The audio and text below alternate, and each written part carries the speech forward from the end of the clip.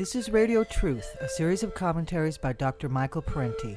Michael Parenti is an activist and internationally known award-winning author and scholar. His recent books include The Assassination of Julius Caesar and Superpatriotism. His latest book, The Culture Struggle, will be released in November 2005. For further information, please visit his website, michaelparenti.org. The myth of underdevelopment. Why are Asia, Africa, the Middle East, and Latin America, those areas known as the Third World, why are they so much poorer than Europe, North America, and Japan? When I was a kid, I heard that these poor regions were poor because of their climate. It was just so hot and nobody could get to do anything, and people were really lazy. In fact, the climate in many of these areas is beautiful, even when it's severe, and people work very hard. None of them are lazy. I also heard that these poor populations have too many children, that they're backward in their cultures and just too easygoing. You know, everything was mañana, mañana. In fact, these countries were very advanced cultures, many of them. They didn't really have too many children, or let's say the children were not the cause of their poverty, but a result of the poverty.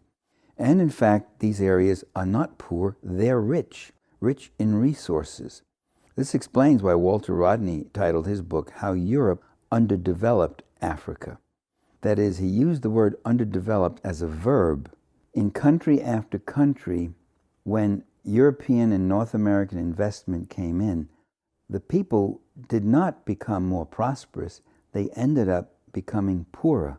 This was true in Argentina, Brazil, North Africa, Southwest Africa, Vietnam. You can go all over the world and you'll find that whenever the foreign investors came in, they made money for themselves, and the people ended up poorer, their resources depleted, their environment destroyed, and their futures also destroyed. The Third World is poor because it's been expropriated for centuries by the imperial interests of Europe, North America, and Japan. So underdevelopment really isn't an original historical condition. Underdevelopment is the result of overexploitation. For centuries, Asia, Africa, the Middle East, and Latin America have had their lands plundered. Their markets have been monopolized. Their populations dislocated, decimated, overworked, and underpaid when they could get work. So what we really have is not underdevelopment, but a historically imposed maldevelopment. You have in many of these countries superhighways that go from the latifundia and the mines to the ports, but you have no roads for the people up in the backcountry so that they might be able to see a doctor or a teacher or something. You have in many of these countries exquisite plastic surgery clinics for the rich, but no hospitals for the poor. You have luxury high-rises in many of these countries, in their cities, with luxury offices and all that stuff. And meanwhile, the ordinary people live in shanty towns.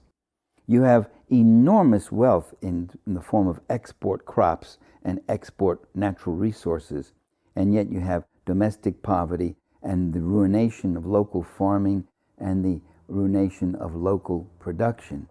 So what's called the developing nations really aren't developing. They're declining more and more.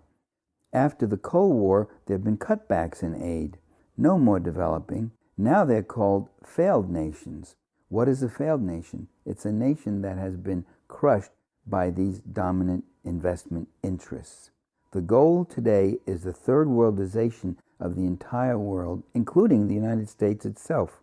So what's called underdevelopment is not a neutral, natural phenomenon.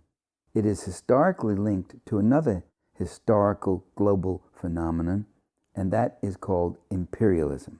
This is Michael Parenti for Radio Truth. This commentary was produced by the LA Sound Posse and may be freely copied and distributed. You can find us on the web at lasoundposse.org. The music was Flute Medicine by Synth.